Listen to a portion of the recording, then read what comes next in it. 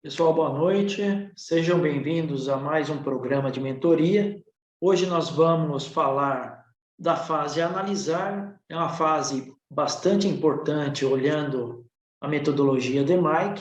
Então a gente está fazendo esse caminho, nós já falamos do definir, nós já falamos do medir, agora a gente vai falar do analisar. O analisar, ele tem bem claro quais são as entregas. Eu preciso identificar quais são as causas raízes que estão afetando o objetivo do meu projeto, o objetivo da minha melhoria, ou seja, a saída do que eu quero melhorar. E para isso é importante identificar muito bem quais são essas causas. Por que isso? Porque muitas vezes as análises, elas passam por um trabalho onde aparentemente a análise foi bem feita, mas quando se dedica mais tempo e mais ferramentas, observa-se que as causas raízes, muitas vezes elas estão numa profundidade maior. Essa fase, ela é crucial para identificar quais são essas causas raízes que estão afetando o que eu quero melhorar, e ainda mais importante depois que eu realmente identifiquei todas essas causas, quais são as causas que eu vou elencar, eu ou o grupo, ou quem estiver fazendo a melhoria, vai elencar para entregar as metas esperadas pelo projeto. Por que isso? Porque é importante a gente sempre reforçar o desenho de funil. O funil é para dar foco. Então, uma vez que eu selecionei as causas raízes que vão atender a meta que eu quero, eu paro por aí, trabalho nessas causas e entrego o projeto, entrego a melhoria. Essa é a nossa sugestão quando se trata da metodologia DMAIC. Então, analisar, eu tenho uma série de atividades que eu tenho que entregar e eu tenho bastante ferramentas que podem ser empregadas nessa fase. É interessante que nessa fase há ferramentas bem voltadas à parte estatística, à parte de análise de dados propriamente dito, como regressão, correlação, ANOVA, uma série de ferramentas. Mas, por outro lado, tem ferramentas também, quando a gente fala de Lean, que ajudam muito o processo. Mas o mais importante aqui é vocês observarem que eu tenho um arsenal todo que pode ser usado na fase analisar. Como eu sei que priorizei a quantidade certa de causas raízes? É interessante porque, só voltar aqui, foi o que realmente eu acabei de falar nesse slide 2. A partir do momento que as causas raízes elas são levantadas e principalmente que haja uma profundidade nessa análise, você seleciona quais são as causas que você vai trabalhar no grupo do projeto ou na melhoria que você está fazendo, dependendo do quê? Dependendo da meta que foi definida na fase definir. Então, baseado no que foi definido no Project Charter, a equipe seleciona quais são as causas raízes que precisam ser resolvidas, endereçadas para entregar o que foi acordado nessa fase de definir do projeto. Aqui tem um material que a gente fez questão de mostrar para vocês. Por quê? Porque ferramentas, quando a gente fala da matriz de causa e efeito, que é bastante usada no mercado, e outras ferramentas que a gente vai ver daqui a pouco, o uso dessas ferramentas tem duas variáveis muito importantes. Uma variável são os dados numéricos e a outra variável é o conhecimento que se tem do processo. Quando eu falo de conhecimento aqui, eu estou falando principalmente do fator humano, que é conhecedor do que está sendo discutido. Por quê? Porque você pega a matriz de causa e efeito, eu tenho, primeiro, um método para fazer isso. O método, ele é, principalmente quando a gente fala desse quadrante, aqui que eu estou desenhando, que são essas notas ou essa correlação que a gente coloca, eu tenho um aspecto numérico aqui para dimensionar qual é a correlação que eu tenho. Mas tem também esse componente de conhecimento do processo. Por que eu estou falando isso? Porque não adianta querer usar uma matriz de causa e efeito com pessoas que não conhecem o processo. Então, não basta só conhecer a ferramenta, né, a metodologia. Precisa ter uma mistura de conhecimento de como se aplica e um conhecimento também do processo que está sendo discutido. E o fator humano nessa equação é fundamental. A matriz de priorização também navega na mesma linha, se trabalha com dados numéricos. Quando eu classifico, por exemplo, gravidade, urgência e frequência, esses dados são dados numéricos que podem ser compilados de um histórico de dados, mas também é importante salientar que o conhecimento do processo também precisa estar presente. Então, é a composição de várias faces. Eu tenho que conhecer como é que se aplica uma ferramenta como matriz de priorização, eu tenho que entender como é que o processo funciona, eu tenho que entender quais são os dados que eu tenho e, principalmente, eu tenho que ter participando no desenvolvimento desse tipo de ferramenta pessoas que conheçam do que se está discutindo. Mas, com certeza, a parte de dados históricos também é muito relevante no uso de uma matriz, por exemplo, de matriz de priorização. Chegou uma pergunta agora, a pergunta é, Marcelo, matriz de priorização é a mesma coisa que matriz Guth? É a mesma coisa.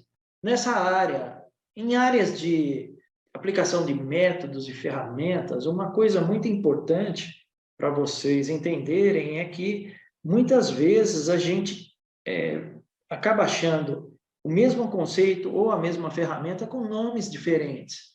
Isso é muito comum quando a gente fala de metodologia e ferramentas. Então, respondendo a quem perguntou, gravidade, urgência e frequência também é conhecido como Guth. Então, a matriz de priorização tem o nome também de matriz Guth. Basicamente, a gente está falando da mesma coisa. Quando a gente fala do FEMEA, FEMEA é uma das ferramentas. Na verdade, FEMEA ele é polivalente, porque eu posso usar o FEMEA em qualquer uma das fases do DMAIC. É uma ferramenta que, se bem aplicada, ela é muito versátil, mas ela também comunga aí do uso de dados, do uso de pessoas, para eu ter um resultado bem positivo com o uso dessa ferramenta.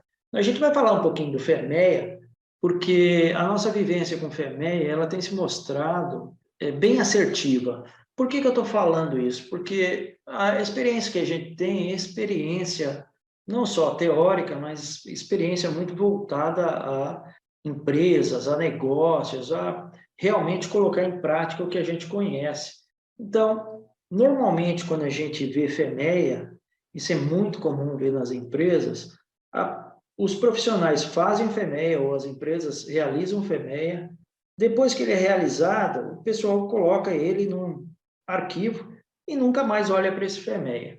A gente tem uma visão diferente disso. A nossa visão é que o FEMEA, ele precisa, além de ser muito bem realizado, ele precisa ser revisitado de tempo em tempo.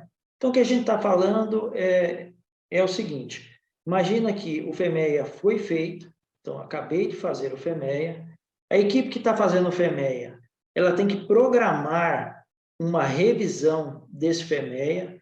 A pergunta que se tem chegou até aqui no WhatsApp, Marcelo, de quanto em quanto tempo eu reviso o FEMEA? O FEMEA, a revisão dele depende do que o grupo definir que é razoável. Por que isso? Porque quando a gente está falando de um FEMEA, por exemplo, de processo, dependendo do processo, eu posso fazer uma revisão em 6 meses. Mas quando eu estou falando de um FEMEA de equipamento, dependendo do equipamento, talvez o melhor período para se fazer uma revisão seja 1 ano. Então, quem define qual é a melhor data para a próxima revisão é o grupo que está fazendo o FEMEA.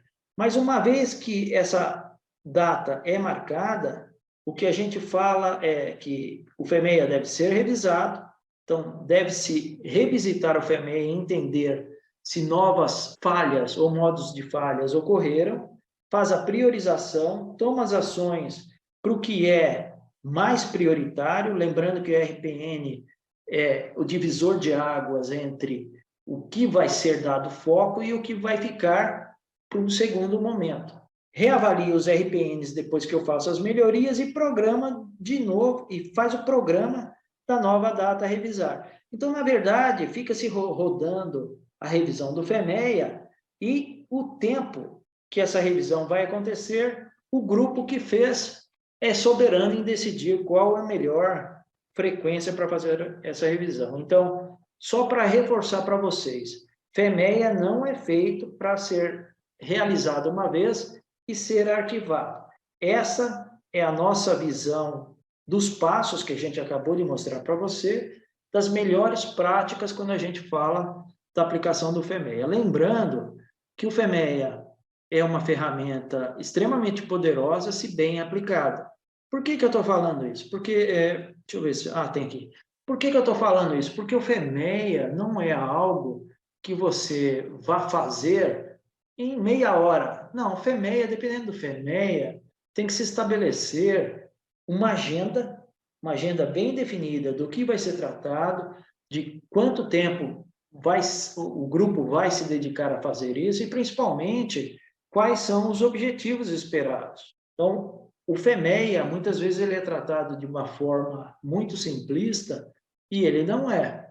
O FEMEA é algo que tem que ser bem estruturado para ser aplicado. E aqui a gente coloca, na nossa vivência, alguns fatores de equilíbrio para que eu tenha um bom FEMEA. Eu já falei da agenda, já falei do objetivo, eu preciso ter dados confiáveis sobre o assunto que eu e o grupo estamos discutindo, no máximo 6 pessoas, então é de 4 a 6 pessoas. Tem uma pergunta aqui, Marcelo, por que só limitado em 6 pessoas? Porque se eu tiver mais de 6 pessoas, a coordenação de um FEMEA se torna mais difícil. Com 8 pessoas na sala, entrar em consenso começa a ficar mais difícil.